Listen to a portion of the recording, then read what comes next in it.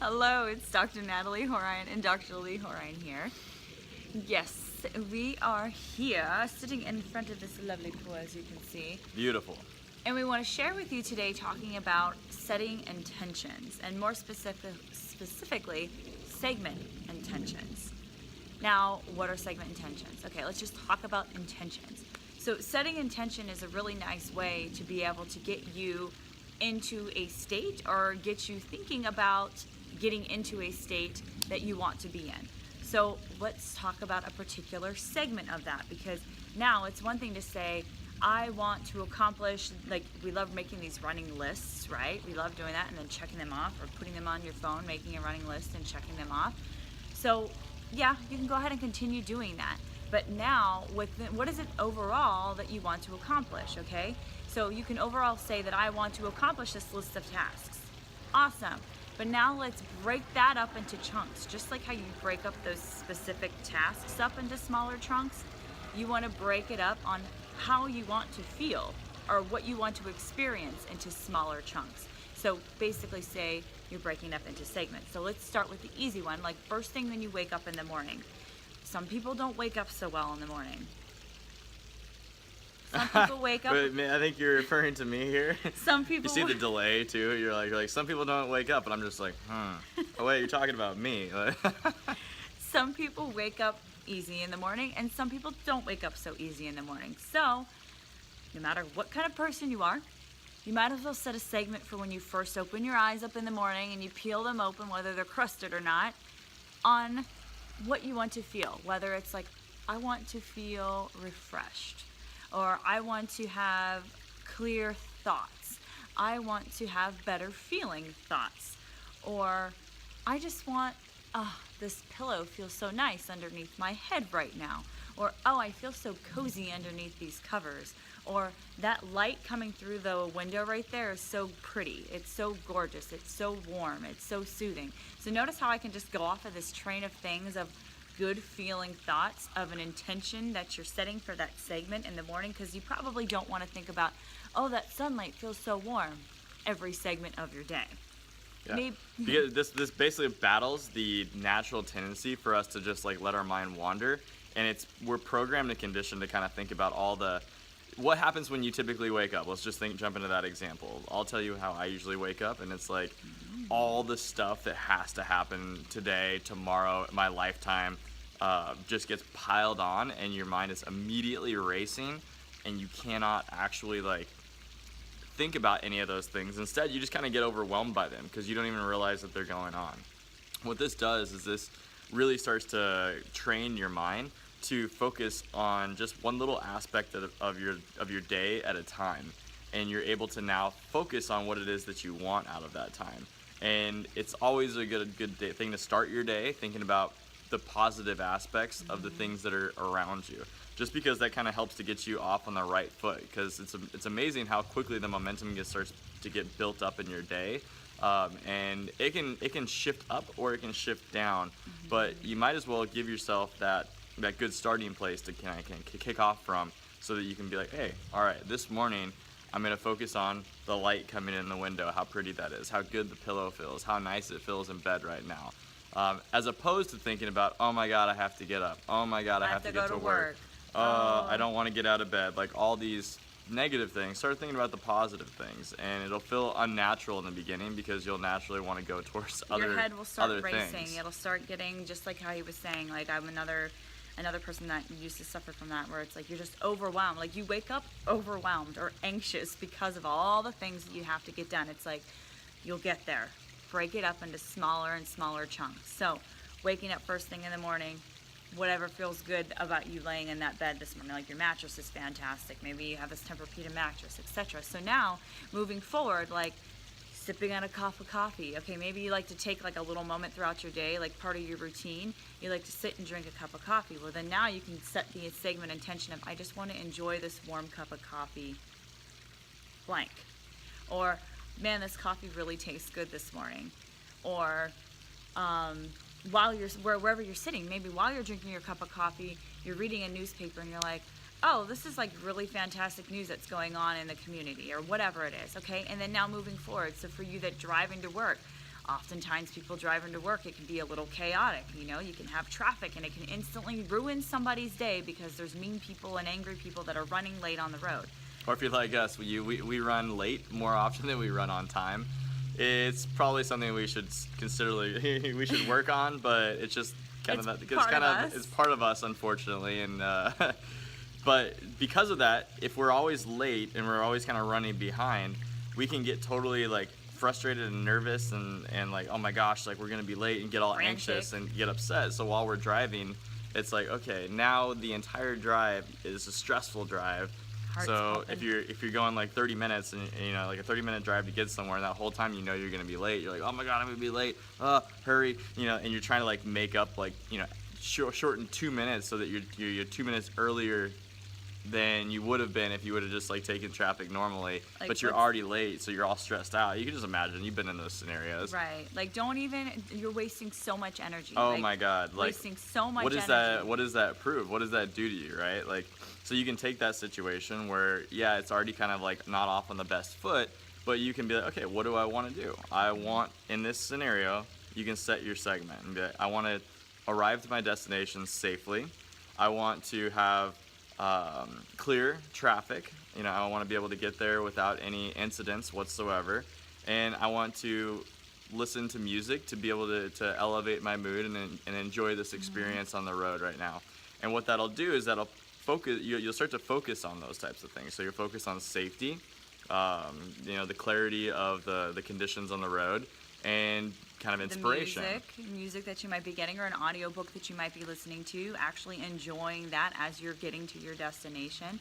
Or if you're with somebody else, maybe enjoying the company of that somebody else that you're with getting to that destination. And it's crazy how that works, because your brain actually starts to pay attention to the things that you're intending. Mm-hmm. So that's really what it comes down to. It's like a trick. So you're tricking yourself into paying attention to things that are not going to stress you out. They're actually going to bring and add value to your life, and you're actually going to, and when you're in a better mood, you think more clearly. You know, positive psychology talks about how much better the brain works when you're not stressed out, right? Stress hormones come up. Stress hormones are good for certain things, but it's in a short-term kind of a thing. But overall, long-term clarity of thought, creativity, the less stressed you are, the more relaxed you are, the better. More free-flowing it becomes, too. Oh, totally. And it doesn't take as much energy to get there. So a nice example I like to use when it comes to breaking these segment intentions up is that you're putting up the blinders, just like the horses in the horse races, so that way they don't get distracted by whatever's around them. You put that up so you're just setting your focus on whatever it is that you're thinking about at that time, whether it's safety, whether it's the company of somebody else that you're with, whether it's the enjoyment of music, enjoyment of an audiobook, whatever that is. And notice how we frame that. Like being in a car, for instance, we're not focusing on, I don't want to get in an accident when I get to my destination, because what's going to happen? You put that blinder up and now you're like, I don't want to get in an accident. I don't want to get in an accident. Like, don't think about the polar bear. Well, what do you freaking do? You think about the polar bear, okay? Just like whenever there's something that you like, say there's a particular car that you like or that you just purchased, does it not seem like now that car is popping up everywhere? Like everybody wants that same exact car that you just got, right? Because you're putting up that focus, and your focus is on that particular thing. So don't put in a negative, I don't want to get in an accident, or don't put in a negative feeling thought, because that will now become your focus when you're doing this segment intending. So even think about what it is that you're repeating in your head too. Or I don't want to be late, right? I don't want to be late. I don't want to be late. Oh my God, I don't want to be late. I can't be late. What you're doing is you're focusing on being late, and even though it seems like, well, you know, I want to get there on time versus I don't want to be there late, can be two different things. And even how you frame, like, I want to get there on time, can come from like a stressed out point of view, or it can come out, which is basically the same thing as, you know, I don't want to be late. Like, oh, I want to get there on time. I got to get there on time. Notice the feeling you get whenever that happens, or even how he's saying it. It's a feeling.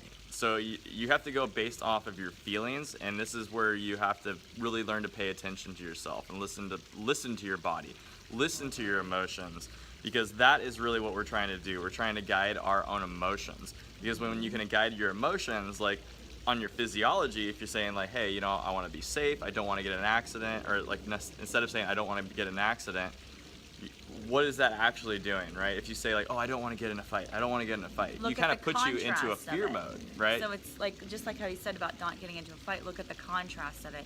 I want to have, like strolling through the alleyway, like instead of saying like I hope somebody doesn't jump out in front of me. Okay, like Since we're always going through these dark alleys in our I lives. mean, when I think fights, I think happening in back alleys. I guess somehow that's how it popped in my head at least.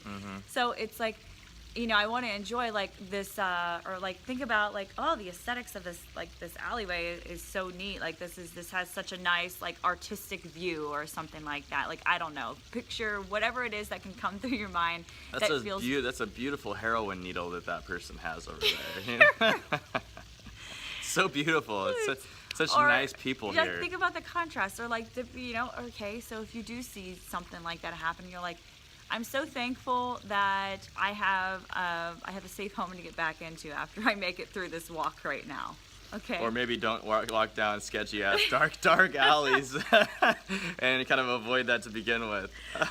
So either way, hopefully you're starting to get the point of it, is that you want to think about the contrast, because it's so easy. All of us it's like amazing how so many of us can talk about the negative things. Like we can have a whole conversation.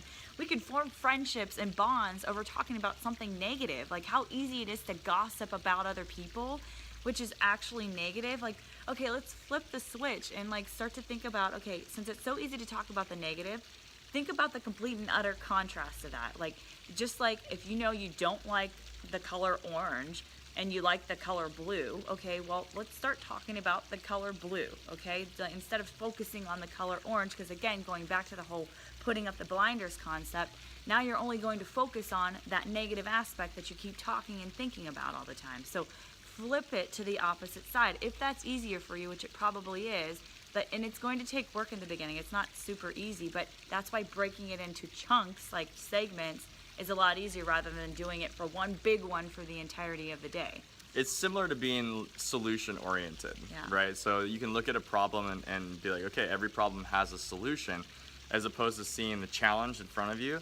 You can actually see this, you start to look for like, okay, this means there's a solution here, and I want to look for that solution.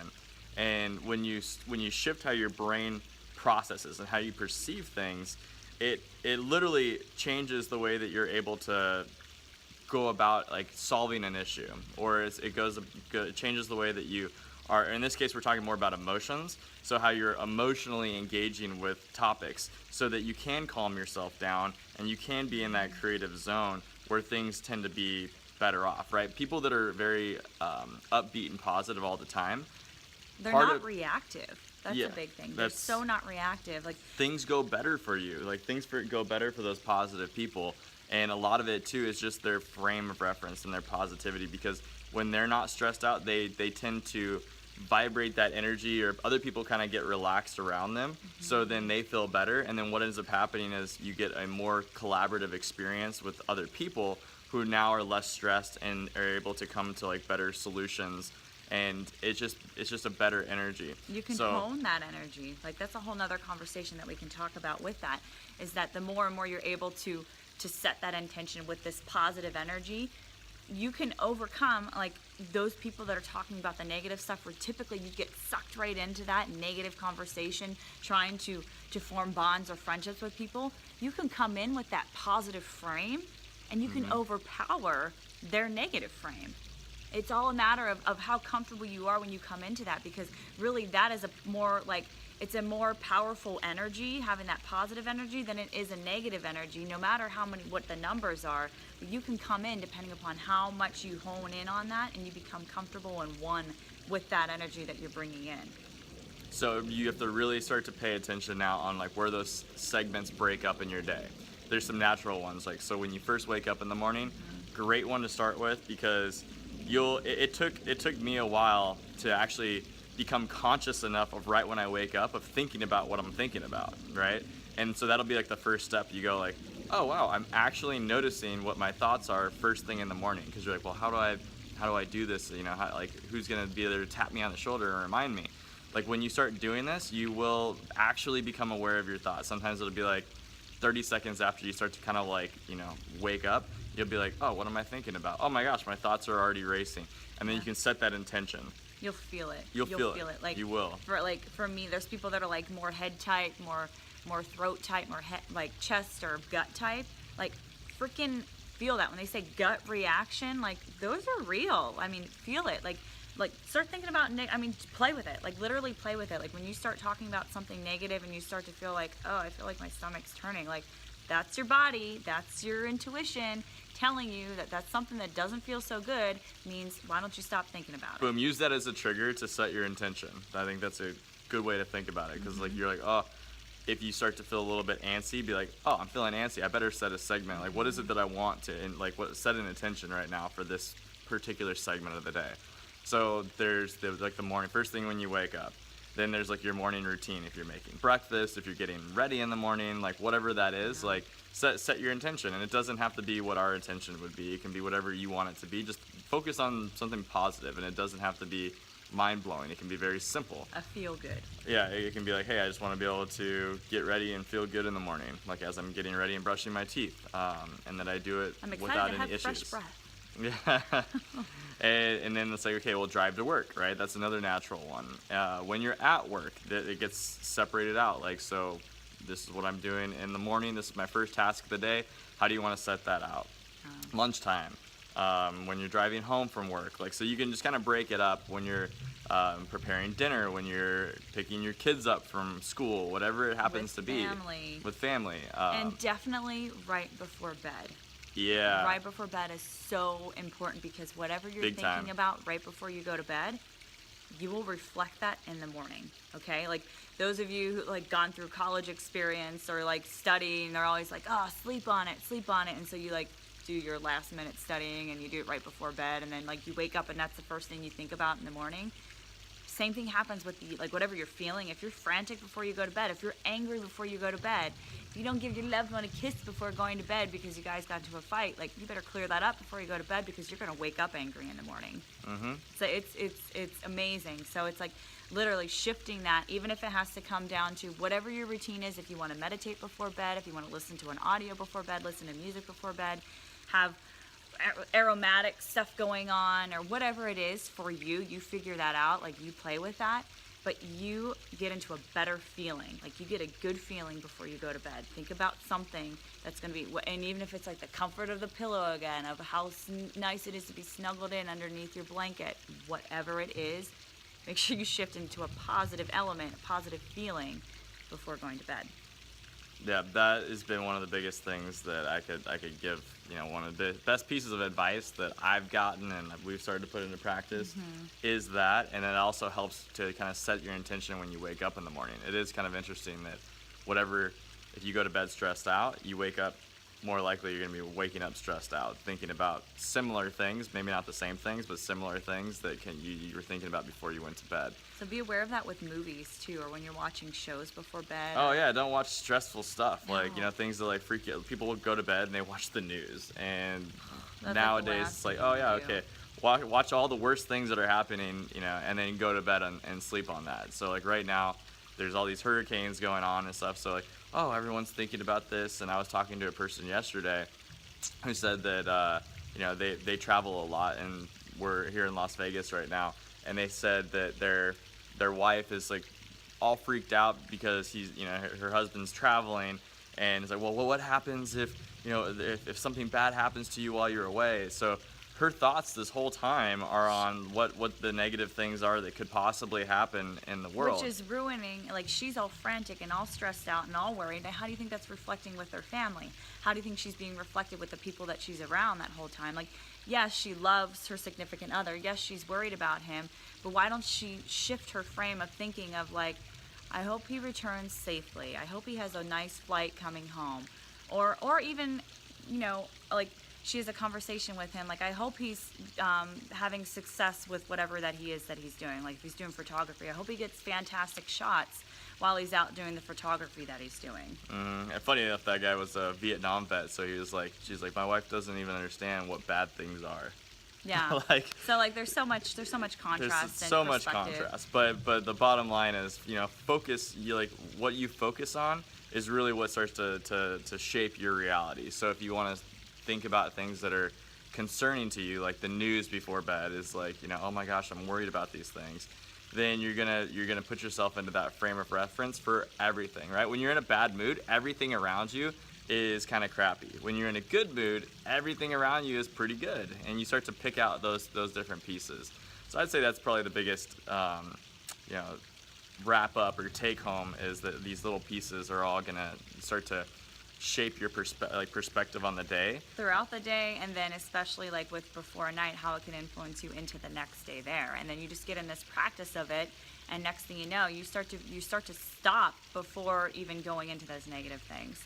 So until next time, we definitely have more things we can travel on with that. So we look forward to talking to you next time, and have a wonderful morning, evening, afternoon, whatever it is, wherever you're at. Ciao. Adios, guys.